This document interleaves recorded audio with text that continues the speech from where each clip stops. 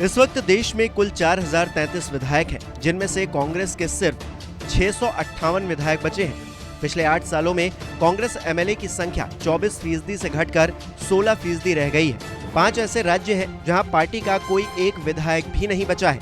वहीं 9 राज्य ऐसे भी हैं जहां कांग्रेस के 10 से कम विधायक हैं। इस वक्त कांग्रेस के सिर्फ 3 राज्यों में मुख्यमंत्री बचे हैं। 1951 में तमिलनाडु को छोड़कर सभी राज्यों में कांग्रेस ने सरकारें बनाई थी। तो ये हाल है देश की सबसे बड़ी विपक्षी पार्टी कांग्रेस का। हाल ही में पूर्वोत्तर के 3 राज्यों में हुए इलेक्शन में भी पार्टी का बुरा हाल रहा। नागालैंड में कांग्रेस पहले 0 पर थी, अब भी 0 पर ही है। त्रिपुरा में पहले कांग्रेस 0 पर थी, लेकिन अब 3 पर आ गई है। इसी तरह मेघालय में पहले 21 सीटें थी, लेकिन अब सिर्फ 5 पर कांग्रेस पार्टी सिमट गई है।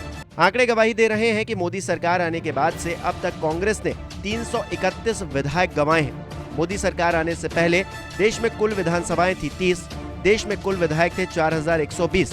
कांग्रेस विधायकों की उस समय संख्या थी 989 और कांग्रेस की हिस्सेदारी हुआ करती थी 24%। लेकिन नॉर्थ ईस्ट के नतीजे आने के बाद कांग्रेस का हाल कुछ ऐसा हो चला है कि देश में कुल विधानसभाएं हैं 30, देश में कुल विधायक हैं 4033, कांग्रेस विधायकों की संख्या बची है 658 और कांग्रेस की हिस्सेदारी हो गई है 16%। बता दें कि जम्मू कश्मीर को बिना विधानसभा के केंद्र शासित प्रदेश बनाए जाने से 2023 में विधायकों की संख्या घटी है। गौर करने वाली बात एक ये भी है कि एक तरफ कांग्रेस की सीटें घटी हैं तो दूसरी तरफ बीजेपी की बढ़ी हैं। मोदी सरकार आने से पहले देश में कुल विधानसभाएं 30, देश में कुल विधायक 4120। इसमें बीजेपी विधायकों की संख्या 947 और बीजेपी की हिस्सेदारी 23% थी। लेकिन नॉर्थ ईस्ट के नतीजे आने के बाद देश में कुल विधानसभाएं 30, देश में कुल विधायक 4033, जिसमें बीजेपी विधायकों की संख्या 1421 हो गई और बीजेपी की हिस्सेदारी 23 से बढ़कर 35% हो गई।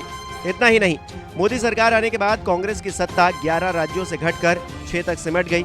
2014 से ठीक पहले कांग्रेस हिमाचल प्रदेश, हरियाणा, उत्तराखंड, अरुणाचल प्रदेश, मेघालय, मणिपुर, असम, मिजोरम, कर्नाटक, केरल और महाराष्ट्र में सरकारें चला रही थी।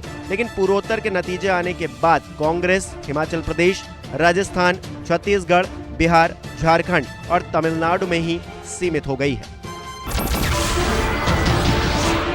नमस्कार, मैं हूं मानक गुप्ता।